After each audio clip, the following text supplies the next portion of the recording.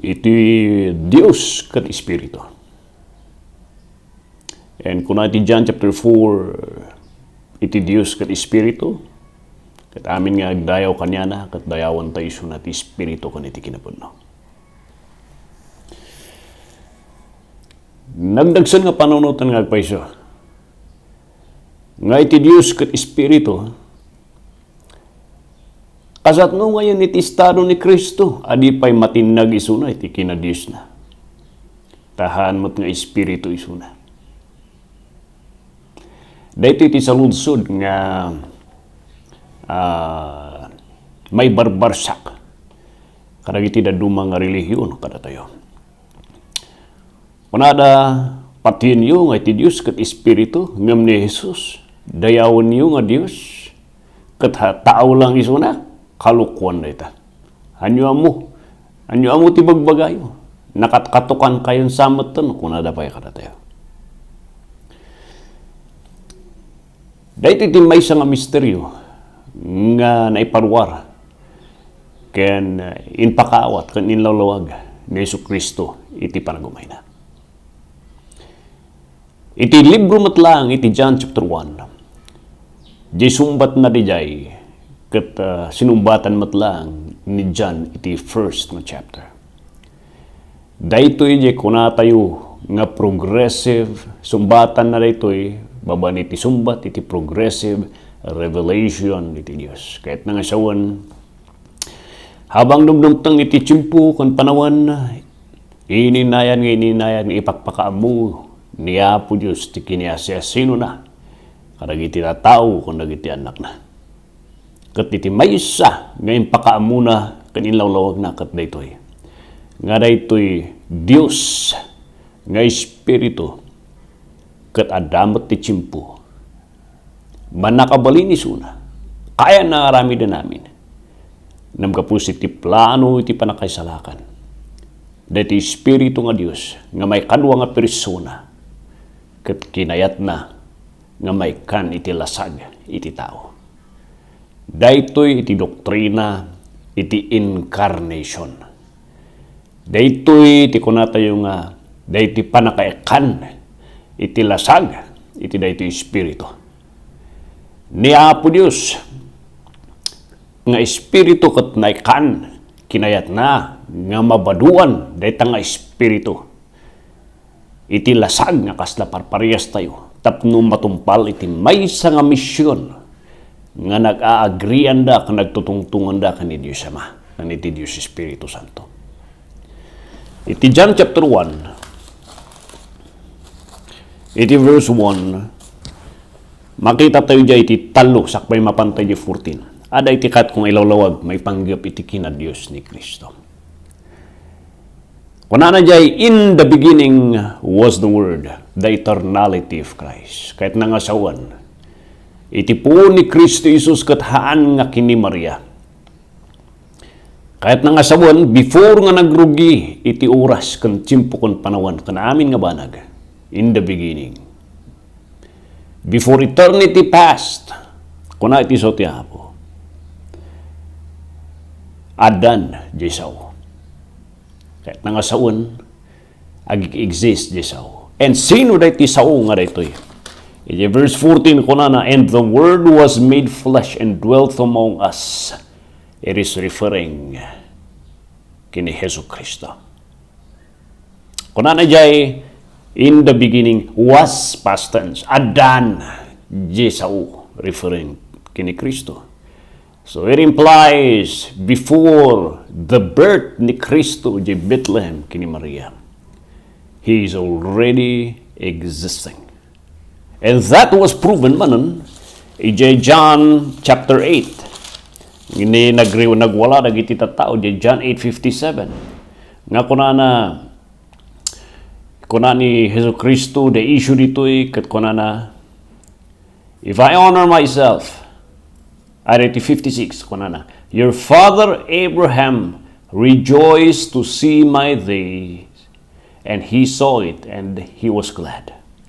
57, then said the Jews unto him, you are not yet 50 years old, and thou hast seen Abraham? Jesus said unto them, Truly, truly I say unto you, before Abraham was, I am.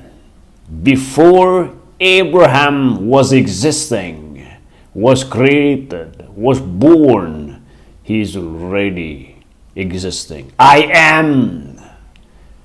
The same word nga inusar ni Diyos Ama in the Old Testament, kat inusar ni Kristo Jesus to present Himself. Ngayam amuna ti bagina, nga ti origin na kathaan nga nagrugi lang kini Maria. But even before Abraham, and in John chapter 1, before the beginning of everything, He was already there. Kan kunana jay, and the Word was with God the Father, referring to God the Father. His co-fellow creator, His co-creator God, and the Word was with God. Dito sa nga rito kat kanwa ni Diyos Ama, implying He is already talking and He is already having fellowship kin Diyos Ama, kaniti sa Spirit. Isunghan nga lonely ni Diyos Ama. Ni Diyos Ama, inichimpo nga inaramin na itilubong. Takunada inaramid ni Apo Diyos iti tao, ta lonely isuna. No. He is not even lonely because nagpintas ti fellowship ta kini Kristo Jesus even before man was created. And kunana jay, and this word nga Dio, nga eternal, nga adda before time began, before everything began, and this word nga kanwa ni Diyos Ama, kunana jay, and this word was God, equal with God the Father. Aday ba kada kayo? Kunana jay 14, jay John chapter 1 verse 14. And this word was made flesh, and the word was made flesh, implying He is a spirit at that moment in time. Namgapus de plano de chimputi panakaisalakan. He was made flesh. He became flesh. Ken nakigiyan kada tayo, kat nakita tayo isuna. Nakita tayo the glory as of the only begotten of the Father, full of grace. Equal in power kahit nga sawan di bigatin, han nga pinututi kat nga sawan di jay.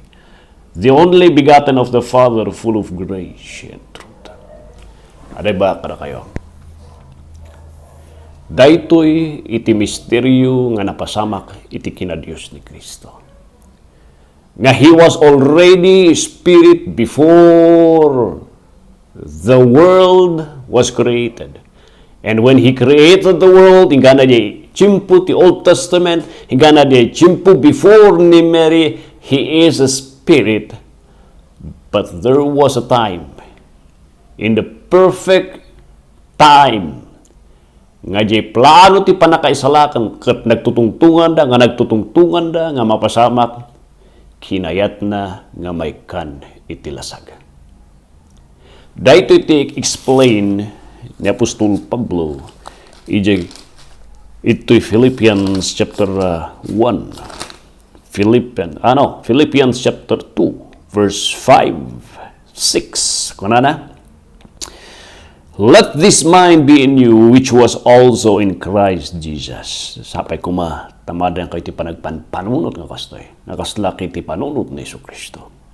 Who nga, being in the form of God, being past tense, nga idi, kunana, idi pailang, referring to the past, nga estado ni Hesus Kristo. Nga niya iti estado ni Hesus Kristo, idi pailang, in the form, kahit nangasawan, amin, nga adaan, itimaysa nga Diyos, kanadaan kini Diyos Ama. Though He was in the form of God, He possessed it. He has everything that God the Father has. He has everything, power, panakabalin, laing, sirib. He has the form. Kung kahit nangasawan diya, He is and He has di adaan nga galad iti maysa nga Dios kanig Dios Ama. He also possessed it. Though He was in the form of God. At nasawan, di panakabalin kan kina Dios. nga daan kini Diyos Ama, kat adamat kanya na even before. Yet, haan na nga inagum, kan inpangapangas, nga idibin mabad iti daga, kat inlasto-lasto nga, parehas kami kan ni Diyos Ama, parehas kami kan ni Diyos Ama. Haan na nga inlaban iti rights na, nga kunanang, apeng kahit kung nga bumababay lang, parehas ta nga rod. Nam kunanay jay 7, but made himself of no reputation. Kinayat na and took upon him the form of a servant, another form. Tatay, he has the form of God. Now, kunanay ito'y, he made himself of no reputation.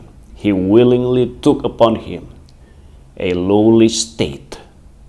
And in ngayon na, for a while, for a season, tapno matumpal iti maysa nga misyon nga nagtutungtungan da kani Diyos Ama. What is that?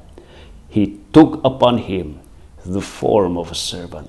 What is the form? Referring to a human nature. Dahito iti kunkuna tayo iti hypostatic union of Christ.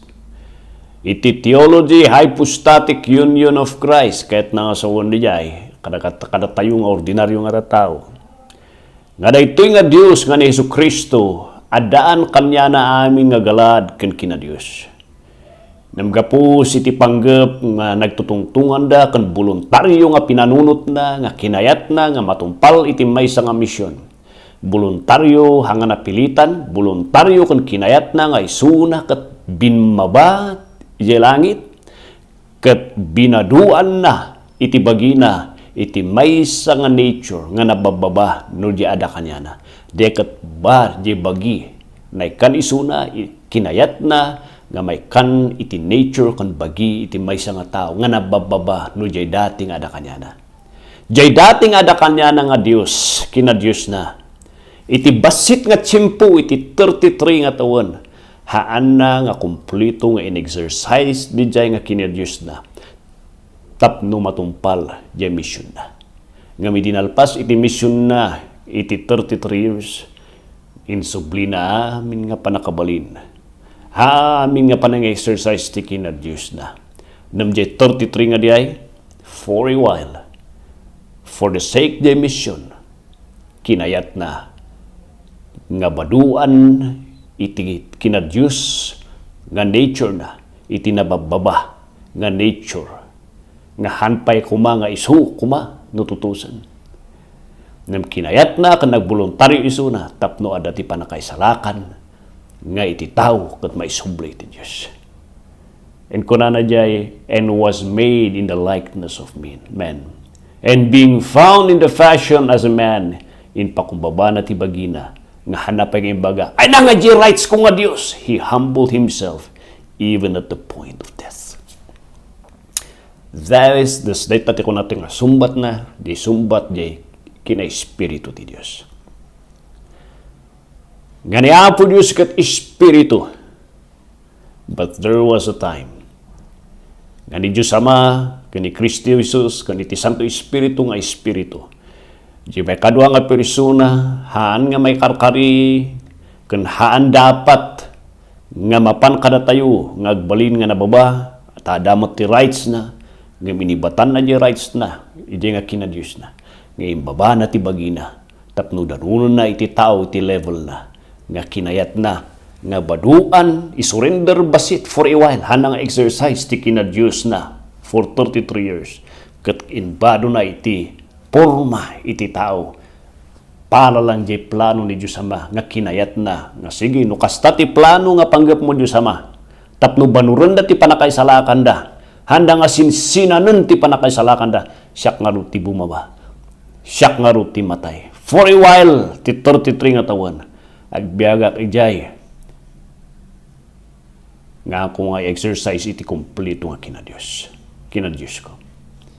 That is the progressive revelation.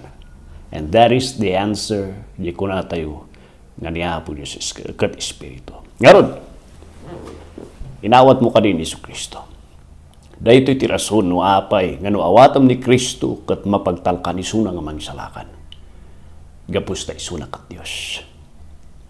Nuhan ko mga isuna kat Dios nga nagbalin nga tao. Then haan nga matalak isuna. Isu nga no kayat mo nga may kanitibiyag nga nanayon.